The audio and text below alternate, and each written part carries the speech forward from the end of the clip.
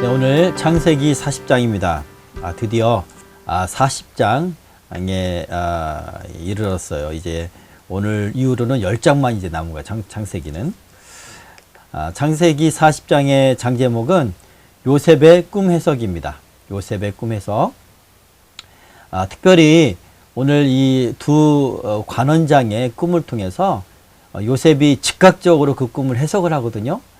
우리가 꿈을 해석할 수 있는 그런 지혜를 이 시간에 요셉을 통해서 배울 것이며, 물론 꿈은 하나님께서 해석해 주시고 한마디로 얘기해서 성령 충만해야 온전한 해석이 가능합니다.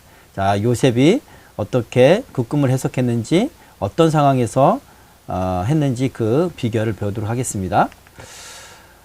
요셉의 생애를 지금 다루고 있습니다. 40장의 구조는 1절부터 8절까지는 두 관원장의 꿈이에요.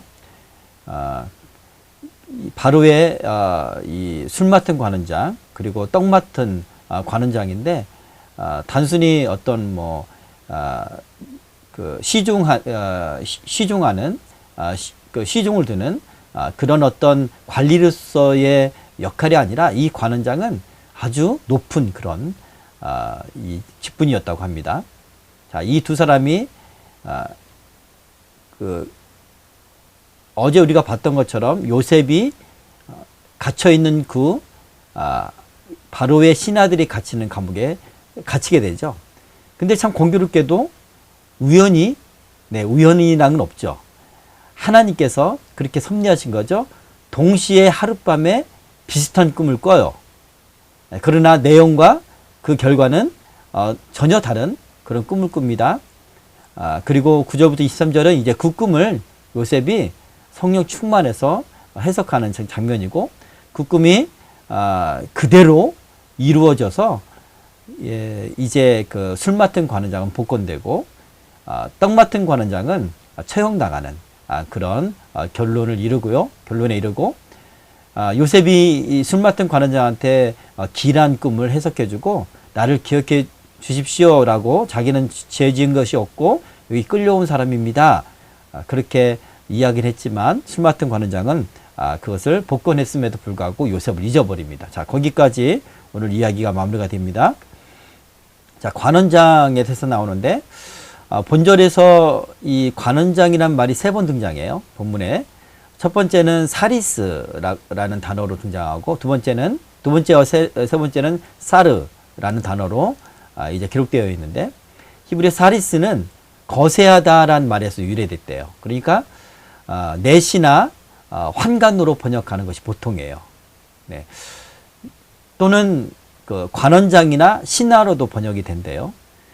고대의 왕의 일을 돌보며 왕실 일을 도우던 환관이었습니다.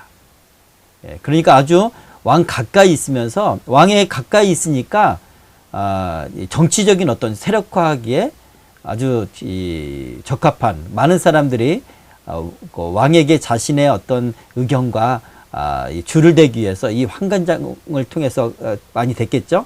그럴 수 있는 자리예요.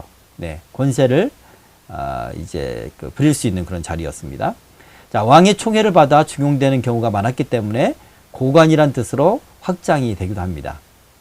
두 번째 사르라는 의미는 주권을 소유하다, 통치하다라는 뜻이 있는 사라르에서 왔대요. 네. 대신, 대장, 감독, 방백으로 번역됩니다. 네, 우리 방백이라고 하면 백성의 어떤 그 주관자들, 네? 우두머리들을 말하는 거잖아요. 가끔은 왕으로 번역되기도 한데요. 지배와 통치와 권리의 기능이 강조되는 그 용어입니다.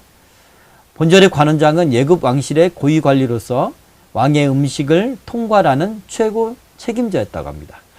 비록 옥에 갇혔지만, 오늘 이 본문 말씀 보면 이 시위대장, 친위대장인 보디발이 이 두 사람이 옥에 갇히니까 요셉에게 특별한 임무를 줘요. 그들을 시중 들고 섬기라고, 그들과 함께 있으라고 그렇게 하는 것입니다. 그만큼 감옥에 갇혔더라도 시중받을 만큼, 특별한 사람을 시중받을 만큼 예우를 이제 해줘야 되는 그런 직급이었다라는 것을 우리가 알 수가 있습니다.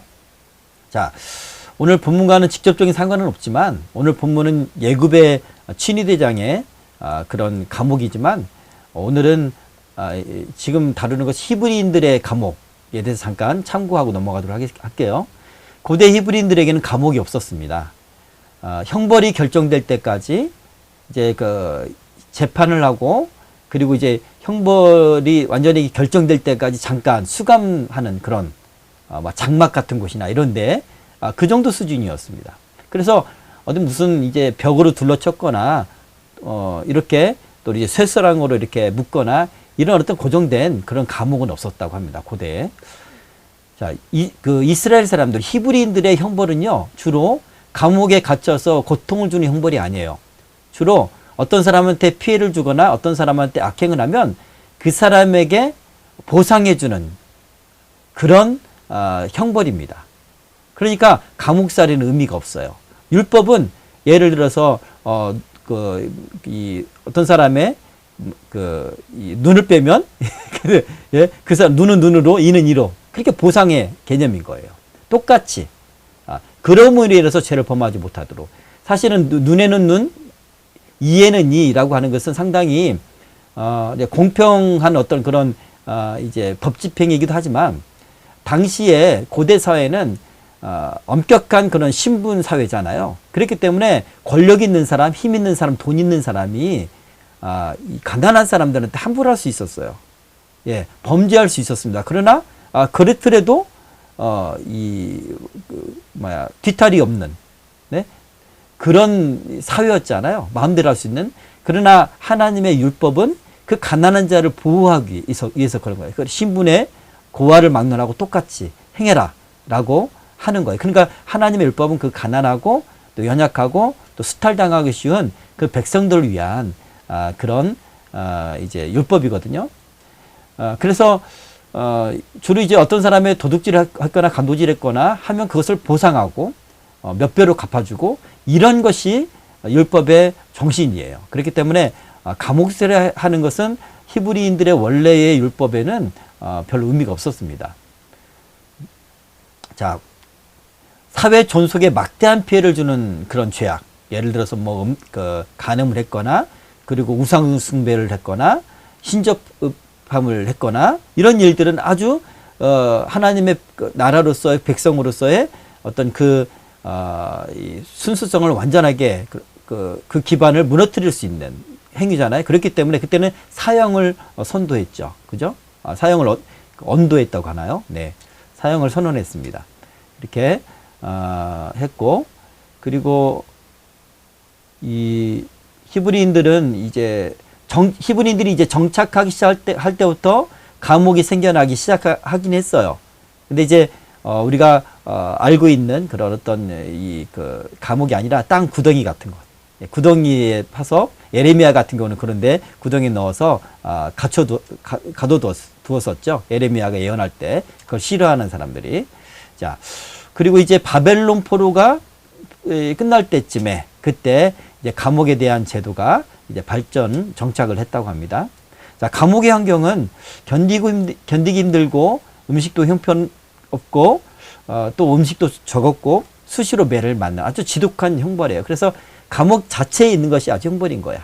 예. 오늘날에는 이제 감옥에도 이제 나라에 따라 살만한 그런 감옥도 있긴 하지만 네.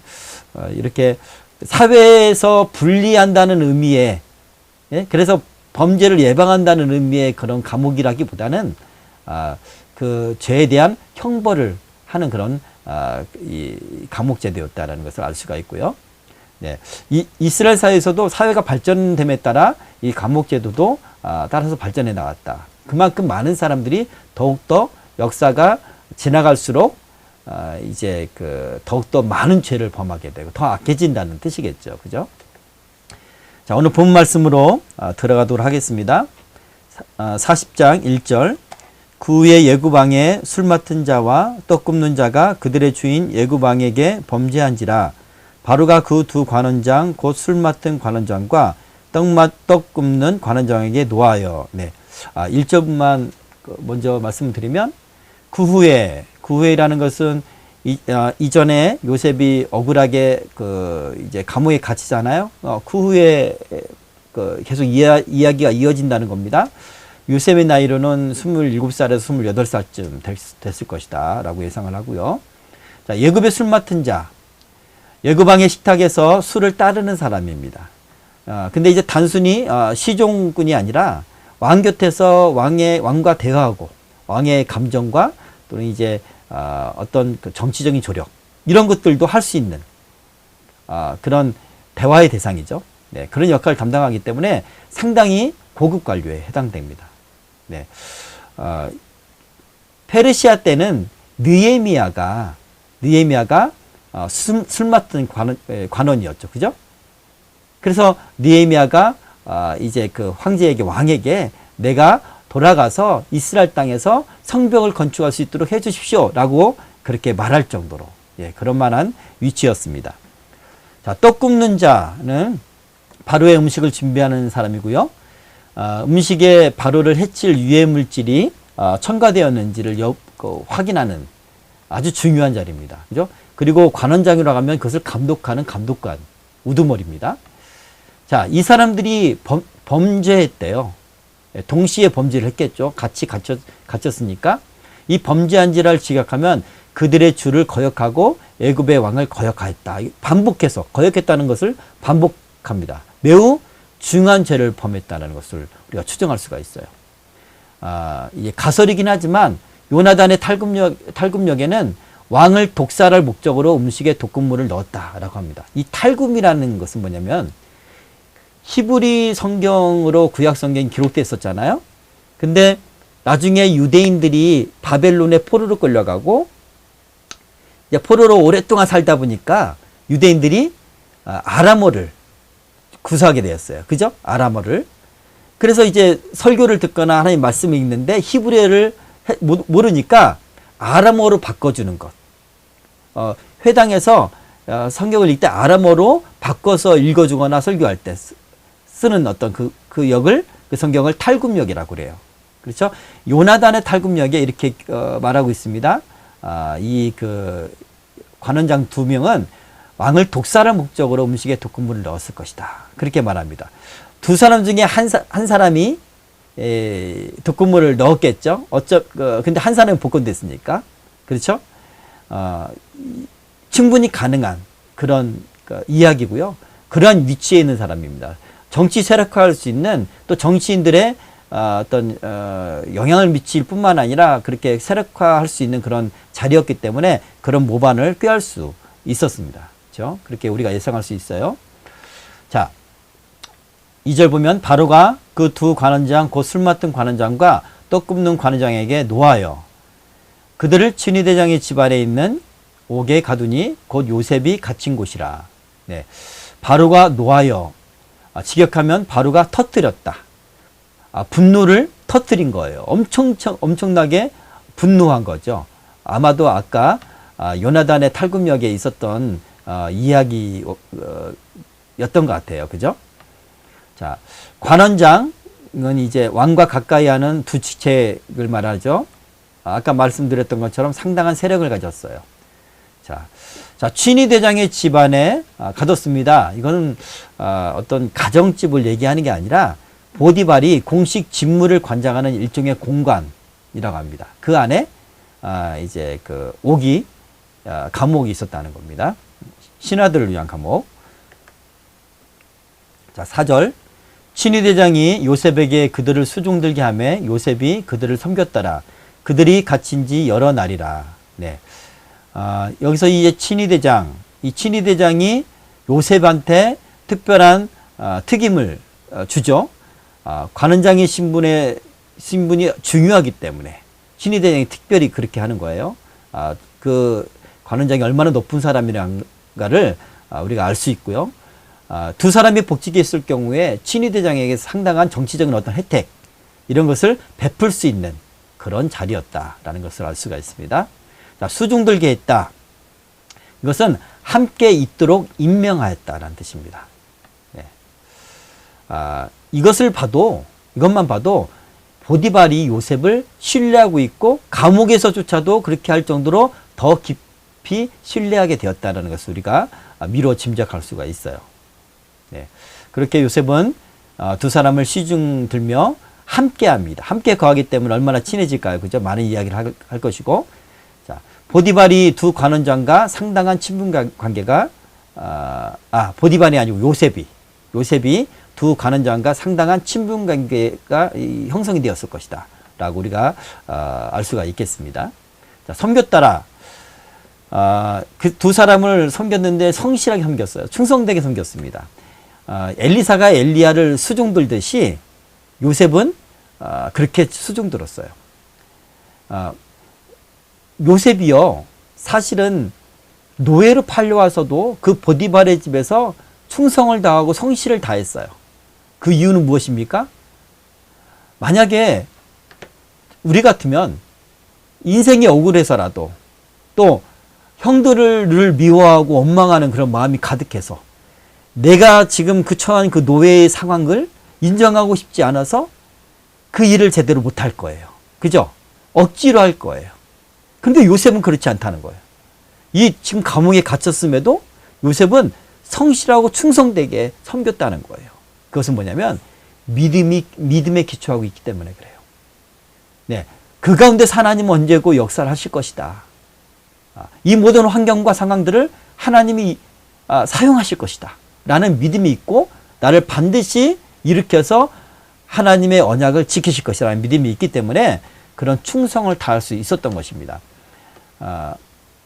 저도 이제 그런 경험이 많이 있는데, 어떤 사역지를 가든 무슨 일을 하든 사람과 관계를 갖게 되잖아요. 그러면 사역보다도 더 힘든 것은 이 어떤 그 억울한 일을 당하거나 또는 어떤 이 원하지 않는 그런 핍박을 당할 때, 특별히 하나님을 하다가 어떤 그 어려움을 당할 때, 그때 마음이 많이 상하게 돼요.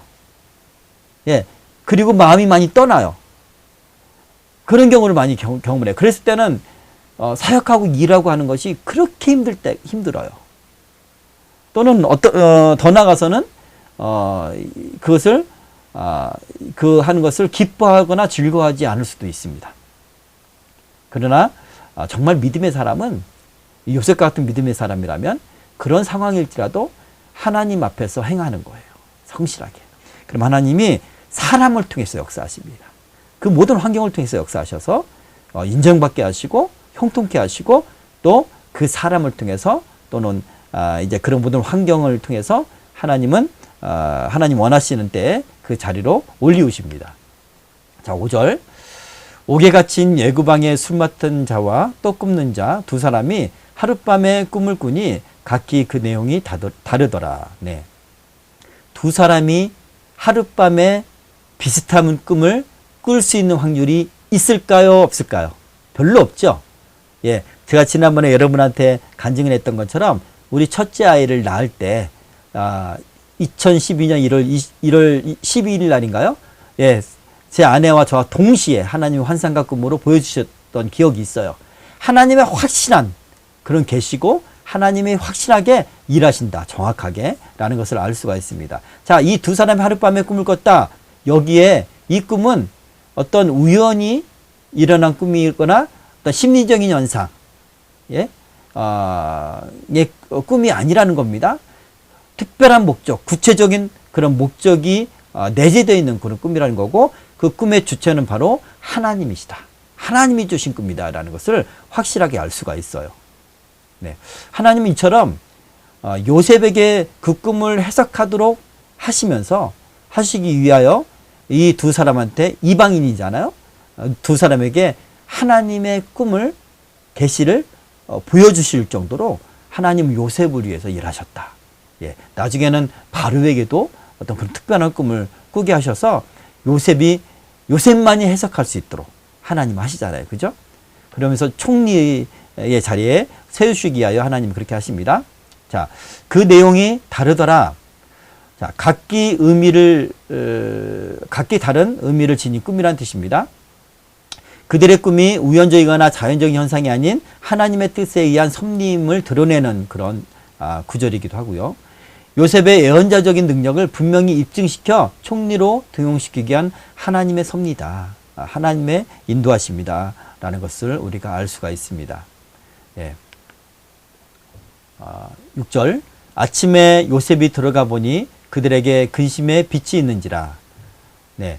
아침에 그들을 섬기러 들어가 보니까 근심하고 있어요. 이 근심의 빛, 이 구절은 화를 내다의 자아프에서 우리 의뢰한 말이래요. 문맥상 분노의 감정을 낸다는 그런 뜻이 아니라 아주 심히 낙담했다는 거예요. 그리고 심기가 아주 불편해. 이게 무슨 뜻이냐면 우리가요, 특별히 영적인 꿈은요, 하나님이 주신 꿈은 잊혀지질 않아요. 특징이 그래요. 예, 마음에 계속 남아있고 선명하게 남아있어요. 그것이. 그 상징하는 바가 선명하게 남아있고 내 마음에 계속 있어요. 하나님의 주시는 그 영적인 꿈은. 근데 이제 그것이 해석되지 않으면 그게 근심인 거야. 그죠? 계속 생각하고 있고 이게 내 운명의 어떤 뜻인가 라는 것을 몰랐을 때 상당히 걱정을 하죠. 예, 특별히 뒷절을 보면 그것을 꿨는데 이것을 해석할 수 있는 사람을 만날 수가 없으니까 더 근심이 되는 거예요. 네. 고대 근동에서 꿈은 특별한 뜻을 지닌 것으로 여겨졌기 때문에 이 사람들도 꿈을 특별하게 여겼습니다. 그러나 해석할 수 없는 상태이므로 아주 불안한 감정 상태인 거예요. 8절 그들이 그에게 이르되 우리가 꿈을 꾸었으나 이를 해석할 자가 없도다. 요셉이 그들에게 이르되 해석은 하나님께 있지 아니하니까 청하건대 내게 이르소서. 자, 해석할 자가 없도다. 네, 예굽에서도 신탁 임무와 꿈을 해석하는 그런 전문적으로 하는 사람들이 있었습니다. 박사와 술객들이 있었죠. 예굽뿐만 아니라 바벨론에도 있었죠. 그렇죠? 그래서 이 바벨론의 왕의 느부갓네살 왕의 꿈을 해석하지 못하니까 경노하잖아요. 그 왕이 그들을 다 처벌하겠다 그렇게 말하잖아요. 그들의 직분이기 때문에 그래요. 반드시 그렇게 해야 돼요. 그 사람들은 그러려고 이 녹봉을 주는 거잖아요. 그죠? 자, 어쨌든 그런 전문적으로 하는 사람들이 있었다. 지금은 갇힌 몸이어서 근데 그 사람들을 면회할 수 없고 죄인이기 때문에 더욱더 정치적인 목적으로 갇혔다면 더욱더 그 사람들을 대할 수가 없겠죠. 네, 그 이야기입니다. 그러자 요셉이 말합니다. 해석은 하나님께 있습니다. 네, 이 말은 인간의 역사와 생사복의 주관자는 하나님이시라는 거예요. 이방인들도 꿈을 특별하게 여겼어요. 그래서 그 꿈이 말하는 바가 무엇인지 궁금해했고 그리고 점을 쳐서 그 점을 치거나 어떤 상징이나 이런 것을 통해서 인간적인 해석을 했어요. 그러나 그 해석이 정확합니까? 그렇지 않아요. 왜냐? 하나님께서 해석하시는 것이 아니거든요. 예, 우리가 점치는 자를 찾아가거나 무당에게 찾아가잖아요. 그러면 특별히 신접한 무당들, 강신무라고 하죠. 또는 내림무. 예? 이런 사람들은 귀신을 받은 무당이에요. 영을 받은 무당. 그런데 이 사람들도 우리의 상태나 우리의 환경에 대해서 알아요. 맞출 수 있어요. 정확하게 알 수가 있어요. 물론 그냥 여러 가지 술수를 안 하는 하는 사람도 있고 사람 속이는 사람 잘 속이는 사람도 있긴 하겠죠. 그러나 진짜 귀신 들린 사람은 알아요. 귀신같이 알아요. 왜냐? 귀신이니까. 귀신에 감동했으니까. 그러나 이 점치는 자는 앞의 일은 몰라요. 나의 미래일을 몰라요. 사람의 미래일을 몰라요. 왜냐하면 그냥 귀신은 짐작할 수는 있을 거예요. 근데 귀신이요 왜 하냐면 우리 그 조상이나 우리 역사를 알 수가 있어요. 귀신은 역사 이래로 계속 있었거든요. 우리 가정에 계속 역사했었거든요. 그러니까 우리 할아버지도 알고 우리 할머니 조상도 안단 말이죠.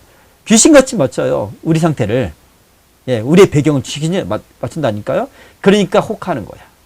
그러나 그 귀신과 사탄은요. 앞의 일은 몰라요. 앞의 역사는 몰라요. 왜냐? 앞의 역사를 주관하시는 분은 하나님밖에 없으니까. 믿습니까? 예. 그들의 거짓말에 속으면 안 되는 거예요. 그 올무가 된단 말입니다. 어쨌든 자, 오늘 이 요셉이 말합니다. 꿈을 해석하시는 분은 하나님밖에 없다. 왜냐? 꿈은 크게 두 가지로 이야기를 할 수 있는데, 우리의 영적 환경, 내 영적 상태나 어떤 사람의 영적 상태, 이런 현재적인 상황을 꿈을 통해서 볼 수가 있어요. 그리고 대부분은 또 미래적인 상황, 하나님이 이끄시는 어떤 그 길, 그리고 하나님이 예시하시거나 예언하시는 것들, 이런 것들이 꿈을 통해서 하나님 말씀하시거든요. 현재적인 어떤 상태나 또 미래적인 것을 꿈을 통해서 말씀하시는데, 그것은 하나님께서 계획하시니까 하나님만 아시죠. 그죠? 네. 그래서 이 요셉은 지금 오직 하나님만이 이제 역사를 주관하신 분이다. 오직 하나님만이 인간의 생사복을 주관하시는 주권자다라고 선포하는 것과 같아요. 이 구절이. 그렇게 저는 읽힙니다. 자, 네, 그리고 요셉은 꿈을 통해 하나님의 계시들을 많이 보았죠. 이 요셉이 그 창세기 37장에 두 번에 걸쳐서 반복해서 꿈을 꿉니다. 그죠? 그 곡식단이 절하는 꿈과 해와 달과 별이 자신을 향해서 절하는 꿈을 꾸잖아요. 그러면서 요셉은 그 꿈을 해석하고 기도하면서 하나님의 뜻을 알아갔을 거예요. 뿐만 아니라 요셉이 바로의 노예로 종으로 있을 때나 감옥에 있을 때나 요셉이 계속해서 하나님의 인도함을 받았던 여러 가지 방법들, 기도 가운데 인도함을 받고 또 믿음으로 충만했을 뿐만 아니라 하나님이 형통케 하시는 그런 많은 수단 가운데 꿈을 통해서 예시하시고 인도도 하셨으리라고 충분히 우리가 알 수가 있어요. 요셉이 말합니다. 나에게 말해보세요. 내가 하나님께서 해석하시는 그 해석으로 해석하겠습니다. 자신감이 있는 거예요. 왜냐하면 꿈을 해석하는 방법을 아니까. 그런 경험이 있으니까. 그렇죠? 예. 여러분, 그런 어떤 하나님이 주신 꿈을 많이 꾸고 그 꿈으로 인도함 받은 사람 또는 해석한 경험이 많은 사람은요, 이런 꿈을 해석하는 은사가 있는 거예요. 자, 여러분에게도 그렇게 하나님의 인도함을 받을 수 있는 그런 은사를 받았으면 좋겠습니다. 자, 요셉은 그런 자신감이 있습니다. 나에게 말해주세요. 내가 해석하겠습니다. 그렇게 말합니다. 그동안 오랜 세월 동안 꿈을 통한 하나님의 인도함을 받았을 가능성이 있고요. 성령의 감동으로 해석할 수 있는 경험과 능력이 요셉한테는 있습니다. 한편 꿈은 어떤 상징의 도식적인 해석법이나 인간적인 추측이나 미신적인 방법으로 풀면 절대로 안 됩니다. 예. 꿈은요, 꿈과 환상이나 또는 우리 성경의 다니엘서나 요한계시록에서 나오듯이 예언적인 거, 이건 묵시라고 하잖아. 이것들은 상징적으로 보여요. 그렇기 때문에 그 상징을 해석하는 데 있어 절대적으로 하나님의 영을 의지를 해야 됩니다. 그러나 그 상징은 어느 정도 공통된 특징들이 있어서 어떤 상징적인 것을 도식적으로 해석할 때가 있어요. 그렇게 해석은 해도 되지만 반드시 맞는 거 아니에요. 같은 상징이라 할지라도 그때의 상황과 또 미래적인 사건들에 대한 하나님의 뜻이 다르기 때문에, 역사에 따라서 때에 따라 다르기 때문에 다르게 해석될 수가 있어요. 그러니까 절대적으로 우리는 하나님의 영을 의지해야 됩니다. 물은 어떤 뜻이니까, 물은 어떤 상징이니까, 물에 들어갔다는 것은 뭐 은혜의 상징이니까 하나님의 은혜가 충만한 뜻이야. 뭐 이런 식으로 우리가 그런 어떤 상징의 해석법으로 하면 안 된다는 뜻입니다. 그죠? 그리고 추측으로 하면 안 돼요. 왜냐하면 하나님의 뜻이잖아요. 계시잖아요. 그러니까 추측하면 안 된다. 모르면 모른다. 라고 얘기를 해야 돼요. 이렇게까지는 말할 수 있습니다. 내가 내 감동이 이런 뜻 같아. 그렇지만 내가 분명하지 않으니까 이거 하나님께 기도하자. 이렇게 얘기를 해야 돼요. 네. 그리고 미신적인 방법으로 풀면 안 됩니다. 하나님이 주신 꿈과요, 우리가 그 세상에서 꿈풀이하는 방법과는 정반대예요. 세상에서 꿈풀이하는 거, 예를 들어서 돼지 꿈을 꿨다. 그러면 부자가 되는 꿈, 이렇게 생각을 하잖아요. 정반대예요. 예. 자, 그대로 꿈을 해석하면 안 됩니다. 세상적인 방법으로 하면 안 됩니다. 오직 성령을 의지하자. 네. 자, 9절. 술 맡은 관원장이 그의 꿈을 요셉에게 말하여 이르되 내가 꿈에 보니 내 앞에 포도나무가 있는데. 예.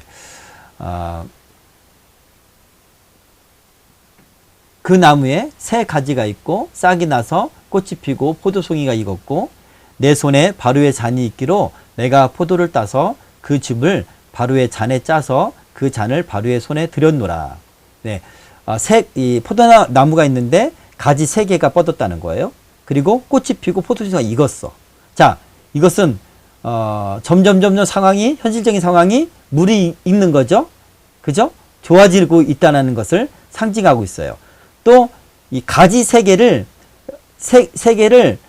요셉은 3일이라고 해석을 했습니다. 3일이라고. 그리고 실제로 3일 후에 이제 바로의 생일 때 이 그 술 맡은 관원장이 복권이 되는 거예요. 예? 자, 어떻게 3일이라고 해석할 수 있을까요? 물론 성령님께서 감동하셨겠죠. 근데 하나님께서는 이 꿈은 현실과 동떨어진 게 아니에요. 꿈을 통한 계시는 현실이나 미래적인 사건들, 그냥 현실적인 것들을 말하는 거기 때문에 동떨어지지 않았어요.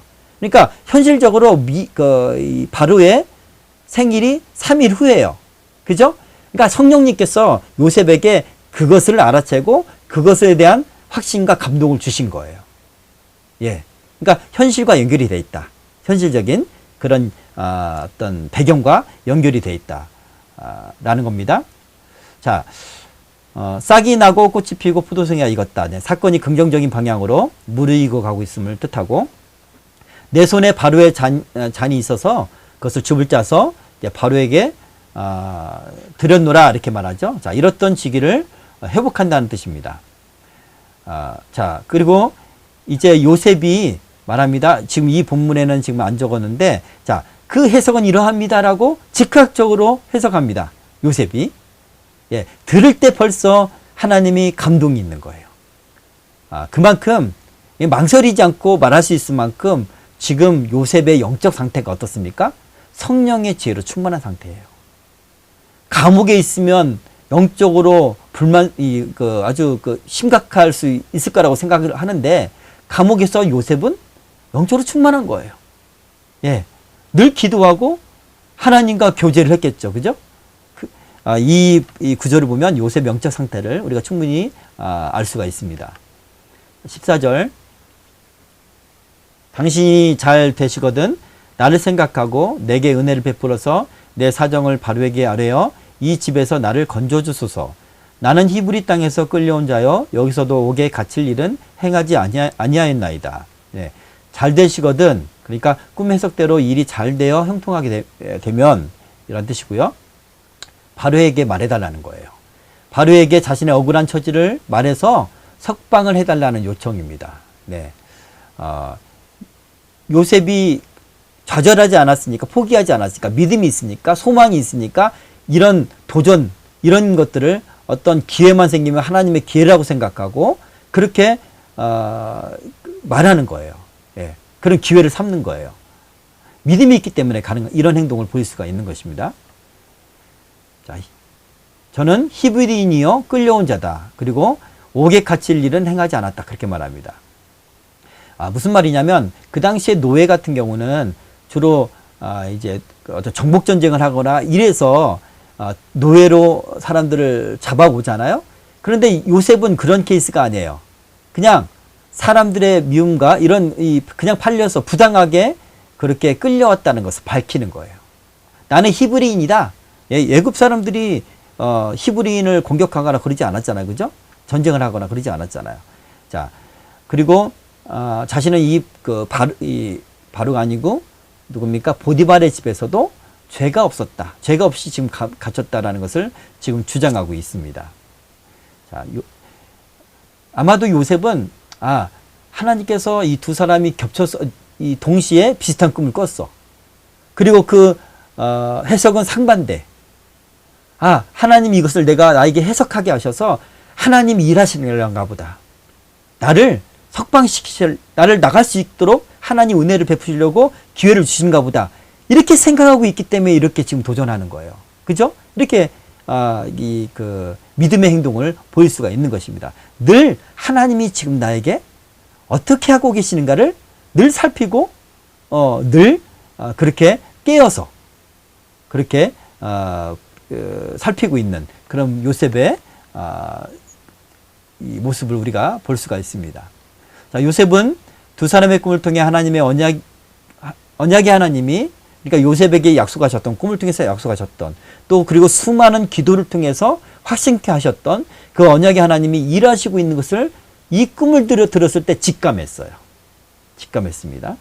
그리고 언약에 대한 믿음으로 소망을 잃지 않은 요셉의 모습이 지금 이 구절에서 나타나 있습니다. 자, 이번에는 떡 맡은 관원장의 그 꿈입니다. 자, 떡 맡은 관원장이 그 해석이 좋은 것을 보고 요셉에게 이르되 나도 꿈에 보니 흰떡 세 광주리가 내 머리에 있고 맨 윗 광주리에 바로를 위하여 만든 각종 구운 음식이 있는데 새들이 내 머리에 광주리에서 그것을 먹더라. 네. 자, 술 맡은 관원장이 다시 회복된다는 것 얘기를 들으니까 막 기대감이 드는 거죠. 자기도 그러리라 생각하고. 네. 자, 흰떡 새 광주리라고 합니다. 이것도 3일을 상징하죠. 네. 자, 보세요. 3이라는 숫자는 공통된 거지만, 공통된 거죠. 그리고, 아까 포도나무의 가지와 그리고 떡은 그 사람의 어떤 직분과 그 사람의 그 사람에게 특정한 사람에게 특징 지어진 그런 상징이에요. 그렇죠? 예. 떡 맡은 관원장은 떡을 받고 술 맡은 관원장은 포도나무 가지를 받다라는 거예요.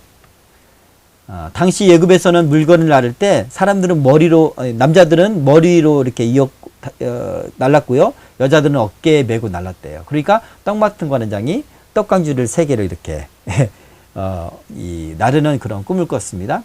근데 새들이 와서 맨 위에 있는 그 떡의 빵을 막 뜯어서 쪼아서 먹었다는 거예요.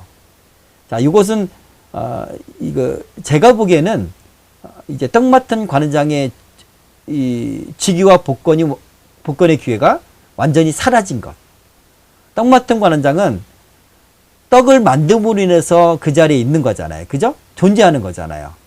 근데 그게 새들이 다 먹어 치움으로 인해서 다시 회복이 안 된다는 확실한 그런 상징이다. 저는 이렇게 해석을 했고요. 그리고 또 요셉이 해석한 것도 당연히 그렇습니다. 나무에 달려서 새들이 관원장의 고기를 뜯어 먹을 것이다. 네, 이 두 가지 해석이 다 가능하다라는 것입니다. 자, 그 당시에 나무에 달린다는 것은요, 아주 극형을 말합니다. 예. 이스라엘에서도요, 성경에 나무에 달린 자마다 하나님께 저주받을 자라 일컬음을 당한다. 이렇게 말했어요. 그래서 나무에 달린 자는요, 하나님께 저주받은 사람은 나무에 달려요. 죽여요. 땅에 묻지 않는다는 거예요. 엄청난 수치인 거예요. 그리고 이스라엘 백성들한테는 그게 하나님께 저주를 받은 거니까 영적으로도 엄청난 그런 수치예요. 피하고 싶은 거예요. 그래서 이스라엘 사람들이 예수님을 믿지 못했던 이유가 그거예요. 예수님을 믿지 못했던 것이 예수님이 나무에 달려 죽으셨거든요. 예, 예수님이 왜 그 나무에 달려 죽었을까요? 하나님께 저주를 받아야 되거든요. 예, 우리가 우리 죄 때문에 저주를 받아야 되는데 예수님이 저주를 받아야 되기 때문에 나무에 달려 죽으신 거예요. 그래서 성경은 말해요. 예, 헬라인은, 이방인은 그것을, 그 나무에 달려 죽은 것을, 십자가를 미련한 것이라고 말하고, 유대인들은 거리끼는 것이라고 말해요. 유대인들은 거리끼는 거예요. 예수님은 그 길을 정말 피하고 싶은 그 길이죠. 이 잔을 내게서 옮기시옵소서 할 정도로. 하나님께 저주받고, 아버지께 저주받고, 아버지와 단절되는 그런 순간을 경험하게 되니까. 그죠? 자, 어쨌든, 고대 사회에 나무에 달려 죽는 것은 엄청난 형벌입니다. 유대인들한테는 특별히 하나님께 버림받는 그런 형벌이고요. 자, 한편 요셉은 인간적으로 직언하기 어려운 그런 내용이죠. 당신 3일 후에 나무에 달려서 형벌을 받는데, 처형당하는데 새들이 당신의 살을 뜯어 먹을 것이요. 그렇게 지금 감옥에서 같이 있었던 자기가 섬기던 사람한테 말할 수 있겠습니까? 여러분 같으면 말할 수 있겠어요? 직언할 수 있겠어요? 그렇게? 못해요. 인간적으로 미안해서라도 못하고, 무서워서라도 못하고, 여러 가지 그런 상황들이 있을 거 아니에요? 그런 두려움이나 미안함이나 예의가 또 아니고, 그죠? 못해요. 근데 요셉은 정직하게 말해요. 왜요? 하나님의 계시니까. 하나님의 뜻이니까. 진실되게 말합니다. 여러분, 제가 이런 경우를 상당히 많이 경험을 해요. 저는 사람이 상당히 인간적인 사람이에요. 그러니까 타협도 하고 사람들한테 내가 하나님께서 원하시는 바가 이 사람에 향한 하나님이 원하시는 방향이 바가 이것인데 이걸 제대로 말 못해. 네, 그래서 그냥 위로만 하고 칭찬하고 막 그럴 때가 되게 많아. 또는 정말 말해야 될 때는 우회적으로 말을 해요. 듣든지 안 듣든지 그것은 너의 몫이다. 그렇게 나는 말했다. 얼마나 비겁해요. 나 같은 사람은 참 비겁한 사람이에요. 나는 정말 하나님의 계시를 하나님의 뜻을 받을 만한 그런 인간이 못 돼요. 너무 인간적이야. 근데요, 그렇게 나의 말을 듣는 사람은 나를 신사적이라고 말해요. 나의 말을 듣기에 좋다. 내 말이 편안하니까. 예? 그리고 좋아해요. 어쩌면 내가 그 사람을 잃지 않기 위한, 나를 위한 어떤 그런 이유로 그렇게 하나님의 뜻을 제대로 정직하게 못하는 거겠죠. 비겁하게. 그러나 요셉은요, 정직하게 말했어요. 요셉이 이 사람을 사랑하지 않아서 미워해서 그랬을까요? 이 사람을 비판적인 시각이 있어서 그랬을까요? 그러지 않습니다. 그렇게 말한 이유는 이 하나님의 계시가 두렵고 하나님을 경외하기 때문에 그래요. 예. 하나님의 종은 정직하게 말해야 돼요. 특별히 어떤 영적인 계시뿐만 아니라 우리가 목회자들이 설교단에 설교할 때도요, 하나님의 말씀을 성도들이 이 말씀을 싫어할 것 같아. 또는 이 말씀을 하면 시험에 드는 사람이 있을 것 같아. 제가 가장 목회자로서 가장 두렵고 피하고 싶은 게 뭔지 아세요? 내가 이 설교를 하면 분명히 어떤 사람은 시험 들 것 같아. 어떤 사람은 상처받을 것 같아. 그러나 정말 부득이하게 그 설교를 해요. 그러면 그때부터 막 나한테 시험이 다가오는 거예요. 고통이, 영적인, 내적인 고통이 다가오는 거예요. 그 사람이, 그 권사님이 이 말씀을 어떻게 들었을까? 항상 설교가 끝나고 예배가 끝나면요, 목회자는 영적 시험에 당해요. 그러니까 고통스러워요. 그게 너무나 고통스러워 피하고 싶을 정도로. 여러분 이 경험을 나중에 해보길 바라는데 정말 고통스러워요. 그래서 안 하고 싶을 때가 되게 많아요. 저 같은 경우는. 예. 그래서 수많은 어떤 목사님들 같은 경우는 다 그러진 않겠지만 이런 케이스가 있을 거예요. 저 같은 사람은.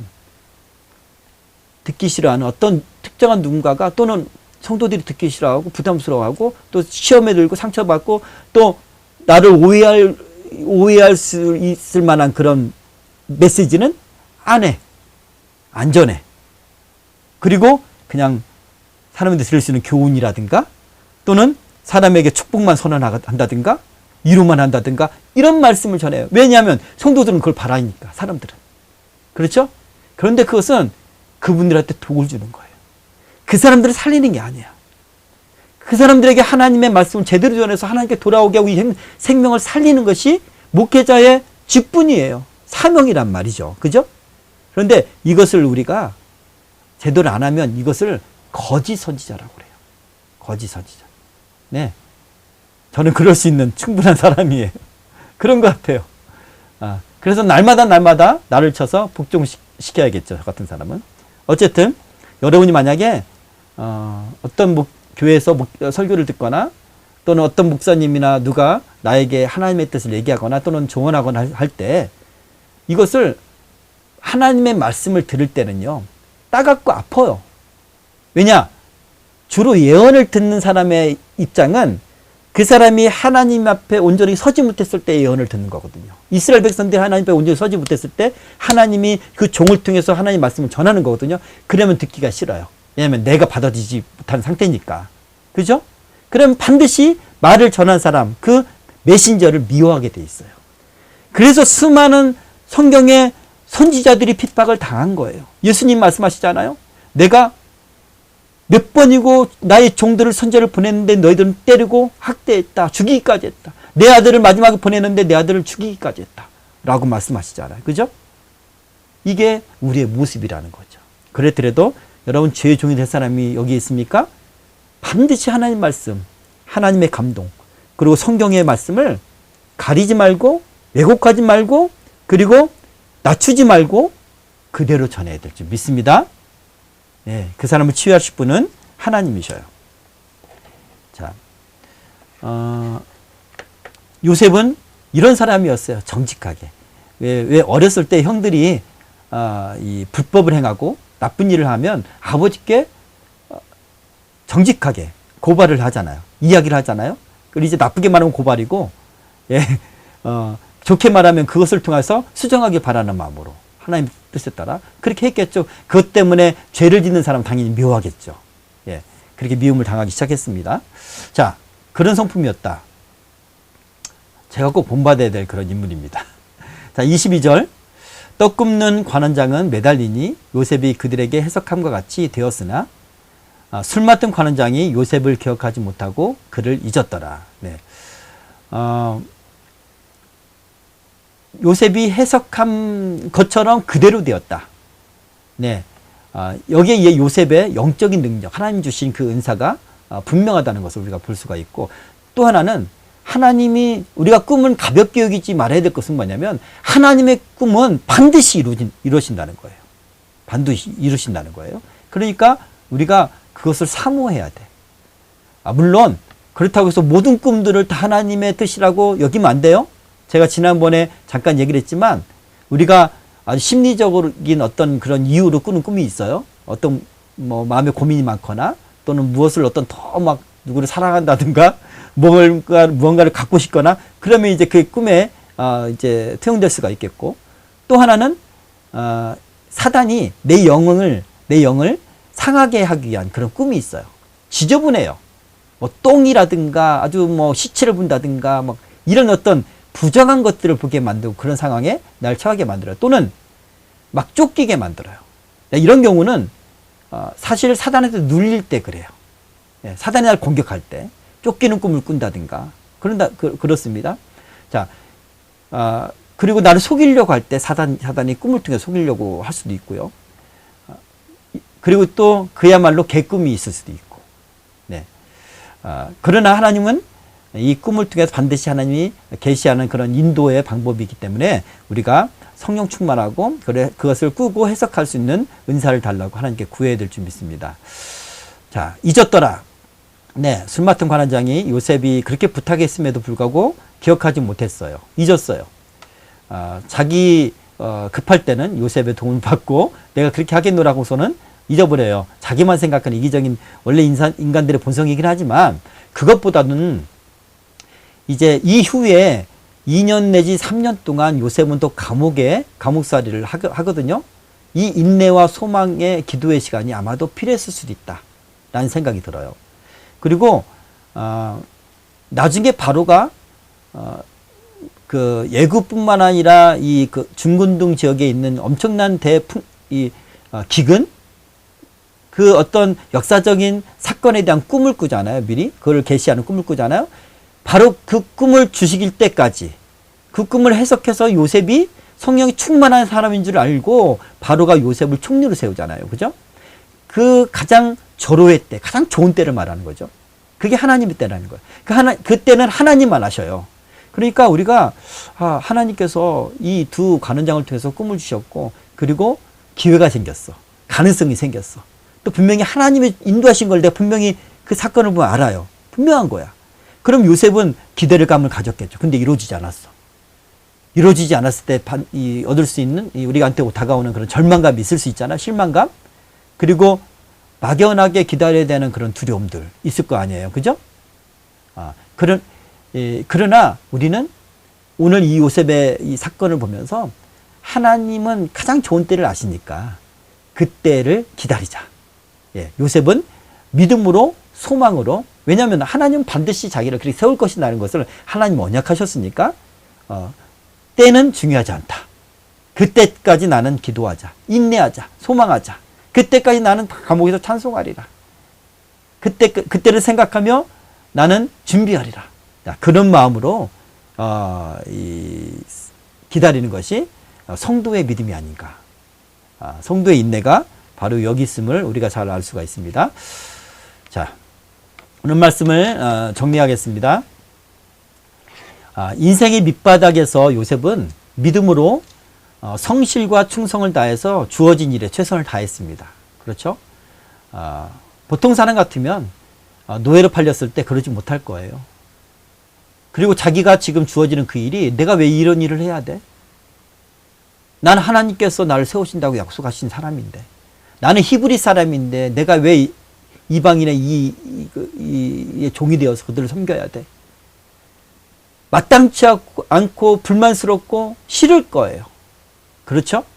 그리고 형에 대한 그런 분노심만 가득 세우고 그것을 계속 키울 거예요. 가득 차게.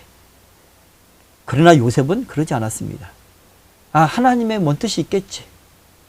하나님 뭔 뜻이 있겠지. 그리고 요셉이 한 것은 그 자리에서 예배하고, 그 자리에서 하나님을 신뢰하고, 그 자리에서 하나님을 찬양하고, 그리고 그 하나님의 뜻이 어디에 있는지 기회를 엿보면서 성실하게 충성되게 했던 거예요. 내가 할 일이 아니라고 판단하지 않았어요. 나한테 이 자리를, 사람이 나를 그렇게 팔았지만 하나님이 인도하셨으니까 내가 여기서 충성하리라. 충성하리라. 이게 믿음이라는 거예요. 이게 믿음이 있는 사람의 자세라는 겁니다. 그리고 그것을 통해서 하나님이 또 사람을 통해 역사하잖아요. 인정받게 하고, 그죠? 그것을 우리가 잘 알 수가 있어요. 우리가 고난당할 때, 그런 밑바닥에 있을 때 요셉 같은 믿음이 있었으면 좋겠습니다. 자, 두 번째, 감옥 같은 환경 속에서도 요셉은 언제나 하나님의 영으로 충만한 생활을 했어요. 예, 즉각적으로 그 꿈을 해석할 만큼 영적으로 자신감이 있었어요. 그 들을 때 그냥 해석이 됐어요. 요셉은. 예, 그만큼 성령으로 충만했다. 감옥에 있어도. 하나님과 늘 교제하고 예배하고 찬양하고 그랬다는 것을 우리가 알 수가 있고요. 마지막으로 요셉은 기도 응답이 지연되는, 그러니까 정말 실현될 것 같은 상황이었잖아요. 그 꿈을 해석하고 그 사람이 다시 회복됐으니까 높은 자리로. 그러니까 기도 응답이 지금까지 기도하고 기다렸던 것이 이제 해결되는 그런 시점이라고 믿었지만 이루어지지 않았어. 지연되고 있고 언제인지 몰라요. 그러면서도 그런 가운데도 인내하며 하나님의 때를 기다렸다. 이것이 제일 어려운 거예요, 사실은. 이만한 믿음을 갖기가 쉽지가 않아요. 예. 하나님은, 이 믿음 뭐냐면, 하나님은 언약하신 걸 반드시 이루신다. 때는 난 모른다. 예, 이겁니다. 종말을 살아가는 우리 성도들이 믿어야 될 것이 또 이거잖아요. 하나님은 언약 말씀하셨던 것처럼 반드시 예수 그리스도께서 재림하신다. 그 때와 시는 난 모른다. 그 때를 준비하면서 살자. 그렇죠? 우리가 하나님의 그 언약을 믿는 믿음. 그 믿음으로 우리가 고난을 우리가 인내하며 승리하며 지낼 수 있는 것입니다. 그렇게 했을 때 그 고난이지만, 감옥이지만, 노예 생활이지만 즐거운 거예요. 기쁜 거예요. 하나님과 동행하니까, 감사하니까. 예. 그런 상황에서 목회자가 만약에 내가 너무 힘든 일을 당했어요. 억울한 일을 당했어요. 내가 이런 환경에서 어떻게 해야 됩니까? 감사하세요. 라고 말하면 목회자 관계를 찢어버릴 거야. 나를 위로하지 못한 망정. 나를 이해하지 못하네? 그렇게 말할 거 아니에요. 그죠? 그러나 요셉은 감사하고 믿음으로 그랬다는 거예요. 물론 지혜롭게 목회자는 말을 해야겠죠. 상처받지 않고 판단받지 않도록. 네. 자, 하나님은 우리의 인생에 가장 좋은 때를 아십니다. 이것을 믿는 저와 여러분이 되길 바랍니다. 자, 이것으로 오늘 40장 성경공 마치겠습니다.